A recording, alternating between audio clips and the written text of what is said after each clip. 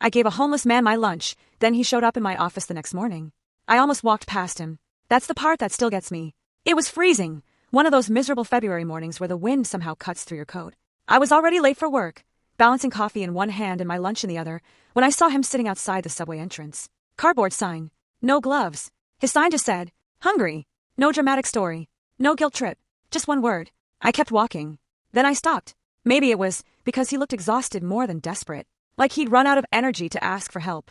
I turned around. "Hey," I said awkwardly. "You eaten today?" He looked up like he wasn't expecting anyone to speak to him. No. That one word hit harder than it should have. I looked at my lunch. Turkey sandwich. Chips, apple. Nothing special. I handed it to him. "This is all I have." His eyes widened. "You sure?" "Yeah." He took it carefully, like it was fragile. Then he said something strange. He looked me dead in the eye and said, "Thank you, Daniel." My stomach dropped. I never told him my name. I froze. "How do you know my?" But someone bumped into me from behind, muttering, "Watch it." And I turned for half a second. When I looked back, the man had already opened the sandwich. Like nothing weird had happened. I stood there, trying to convince myself my work badge had flipped outward. That had to be it.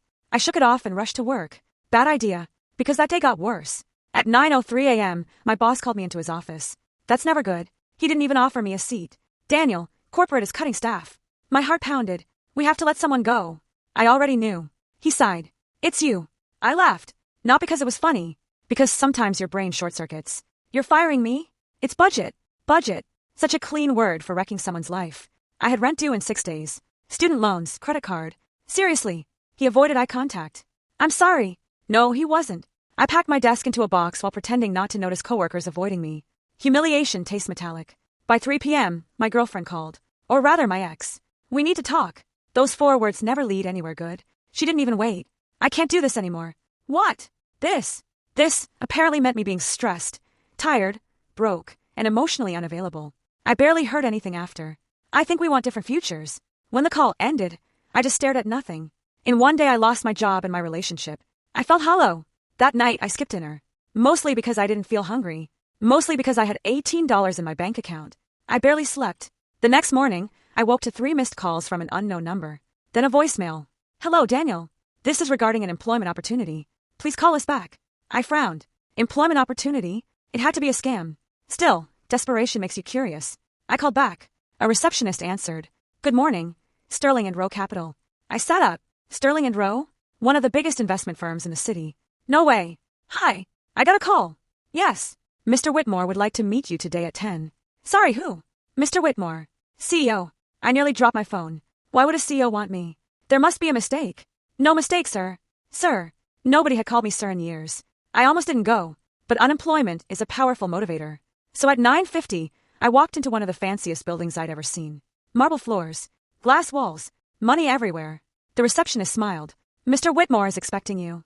I followed an assistant into a massive office, and then I stopped breathing. Sitting behind the desk was the man from the subway. Same eyes, same face, no cardboard sign, no ragged jacket, tailored suit, luxury watch. I just stared. He smiled. "Good morning, Daniel." My brain refused to process reality. "What?" I actually said it out loud. "What?" He gestured to the chair. "Sit." I didn't.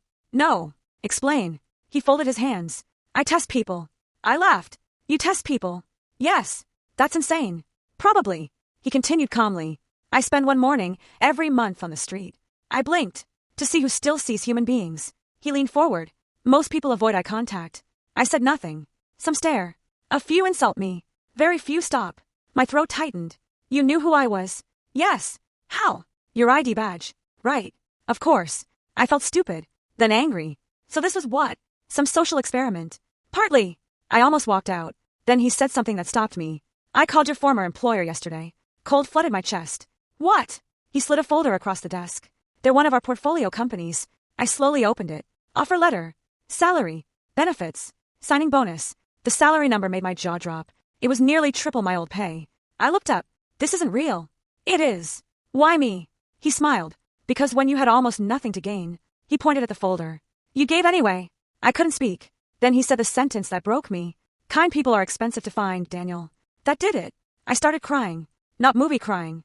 Ugly crying. Hands shaking. Because it wasn't just the job. It was everything. The job loss. The breakup. The fear. The humiliation. All of it crashed out at once. I covered my face. "I'm sorry." He handed me tissues. No need. After a minute, I managed. So, you're hiring me because I gave you a sandwich? He smiled. No. I'm hiring you because character reveals itself when nobody is watching. Silence. Then, I'd like you to lead community investment initiatives. I stared. You're serious? Very. I looked down at the offer again. I laughed through tears. Yesterday I had $18. He chuckled. How much today? I checked my phone. $17.50. He grinned. We should fix that. I signed. That was 3 years ago. Today I run a program that funds shelters and food banks across the city. Every winter, I carry extra lunches. Just in case. Last week, I passed someone sitting near that same subway entrance. Cardboard sign. Hungry. I stopped. And this time I didn't hesitate. Because I learned something strange that winter. Sometimes the kindness you give away doesn't disappear. Sometimes, it comes back looking nothing like you expected.